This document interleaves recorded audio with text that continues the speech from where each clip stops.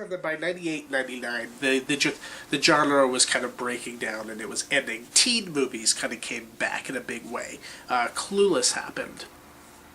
And Clueless is sort of an antidote, if you will, to the slacker generation stuff.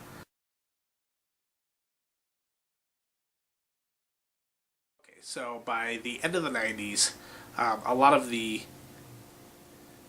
famous directors who kind of set up this scene, specifically Smith and Linklater, were kind of coming to the end of that experience. They were growing up as people. They were getting bigger budgets for better movies.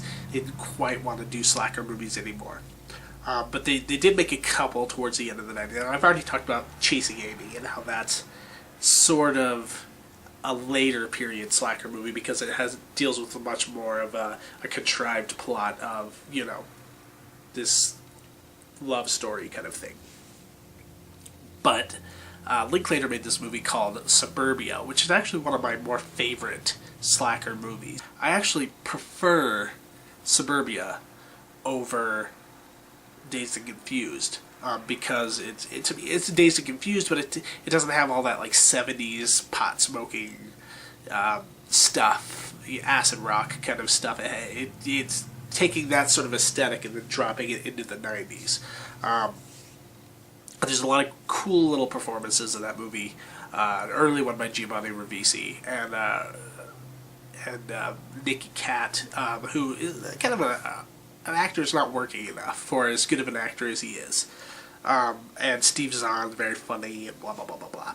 So Suburbia is kind of like Jay and Silent Bob's perspective of Clerks, if you will. Like if you, even though they're not as funny or as jokey or as Jay and Silent Bob, but it's about a bunch of kids who hang out outside of a convenience store all night. It's based on an off-Broadway play. So it takes place during this time span of a whole day and night. Another director who kind of came in a little bit late in the game, I think, and who's gone on to make big budget films now, who I think is sort of important to this movement, is Doug Liman. Because he started with, it was my perspective, the movie Swingers. Now, if you've seen Swingers, it deals a lot with everything that I'm talking about in this video. And Swingers it's a movie about a guy who just moved from, an actor who just moved from New York to LA, and he's trying to make it in the acting business. He broke up with his girlfriend, and he's trying to kind of move on and things like that. Swingers has a lot of that slacker era stuff. It's very Generation X, but it's not as... It dates a little bit better than some of these other movies I'm talking about because stylistically it's kind of documenting something else. It's talking about this weird LA city culture of this swing revival stuff, which you may remember the whole, swing revival music phase of the late 90s. This movie's kind of documenting that. These people who kind of start talking in jive talk again, like they're in the 40s. They dress in these nice dapper suits and bowler hats and blah, blah, blah, blah, blah. So in a way it kind of is something else, but it deals with so many of these things that I'm talking about that I kind of have to include it. And it has that perfect, blurring of comedy and drama and character stuff and environmental characters in the movie, where they hang out, what do they do. It's a great scene. I think it's up there with like Wayne's World, Bohemian Rhapsody scene, or anything from Clerks, where there's a bunch of people who are just talking. Oh, there's a bunch of the main characters who are playing a hockey video game on a Sega hockey game, maybe the same one that they showed in Mallrats.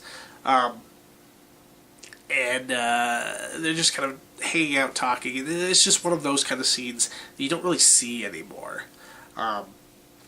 Maybe outside of an Apatow movie or something like that. But it's great kind of slacker scene. And then later, Doug Liman did what I consider to be really the last real slacker generation movie.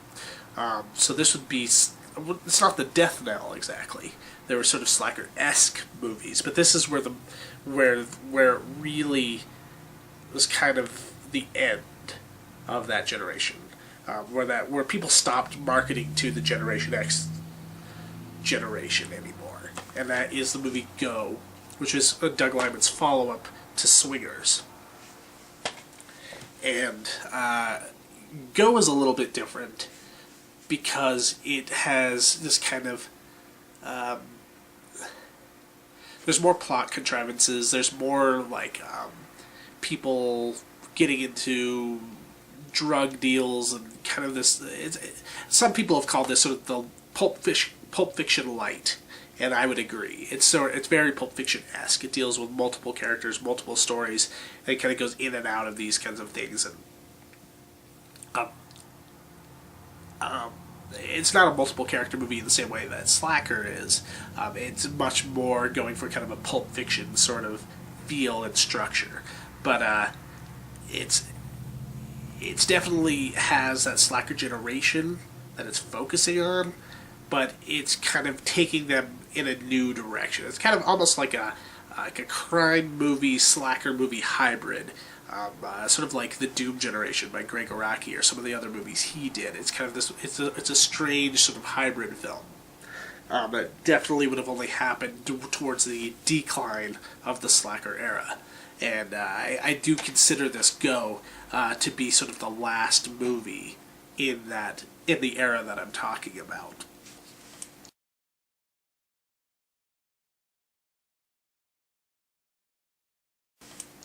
But, as I have already stated, it hasn't completely ended.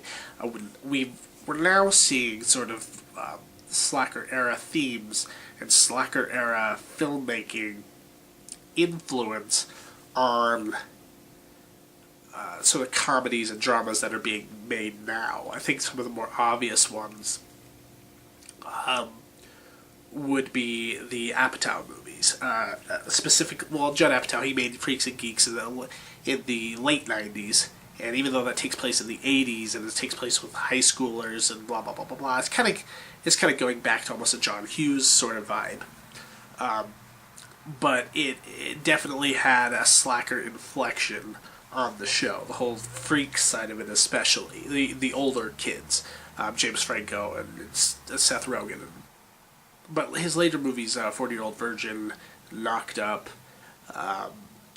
and then some of the stuff he's produced, like Forgetting Sarah Marshall and Superbad especially, sort of have a definite slacker movie inflection on a different kind of genre. Now, these are definitely more comedies, and they're more there just to get laughs, and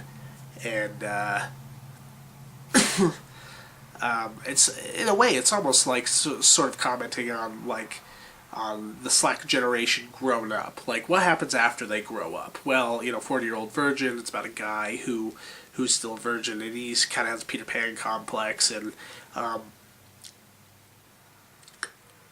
he could have been a character in one of these other 90s movies, but it's about what is he doing now that he's older. And what does he have to do? But there's that great scene, kind of like this scene in Swingers when they're playing the hockey game. There's that you know how I know you're gay scene, where Seth Rogen and Paul Rudd are playing video games and kind of teasing each other. There was kind of an improv-y sort of scene that was very sort of a slacker generation sort of scene. And Knocked Up, if it wasn't for the whole contrivance of or plot point of him knocking up this rich girl and how is he going to make money, and him growing up and having this whole real obvious character arc, a lot of that stuff is pretty slacker. I mean, he's living with a bunch of guys who don't have jobs. They're trying to build a website, but they never really going to, and a lot of pop culture references, the way they sort of talk to each other, and the sort of type of comedy that it is. It's very influenced, I think, by the '90s style of filmmaking. And I said earlier, especially Superbad, because I think the director, Greg Mottola, who made Superbad and then later would go on to make Adventureland, is very, very, very influenced by Linklater. His movies even kind of have a Linklater look, not just themes and characters, and the whole night and day sort of aspect thing. But I think he specifically, when he made Superbad and then would later make this, he was trying to make something that felt and looked a lot like a Dazed and Confused suburbia type of movie. And both movies have this weird sense of nostalgia to them when you're watching them because they feel so much like a Linklater movie. And he's never come out and said that I'm really influenced by Linklater, but I would be strongly surprised if he didn't at least kind of have an influence there. So that's my video. This has gone way too long, and I'm going to edit the crap out of this, I'm sure, but I just kind of wanted to talk about this because I think it's a generation, it's an era that's not really remembered in the same way that, say, like 80s teen movies are kind of held up, but I think it has the same sort of great, time capsule, time and place sort of feel to it as some other movements that have happened before and since, and it's a personal favorite of mine. I love it because I love movies about characters, and when I say plot contrivance all throughout this video, I'm not trying to say that these movies are contrived and horrible or anything like that. I just mean, movies nowadays have to be about something all the time. They have to be about something really genre. They have to be about something really situational. And what I liked about these slacker era movies is, besides the fact that I can kind of identify with these people because I am, for lack of a better word, I am sort of a slacker. I'm going to college and I'm working, but I'm most of the time I'm on YouTube.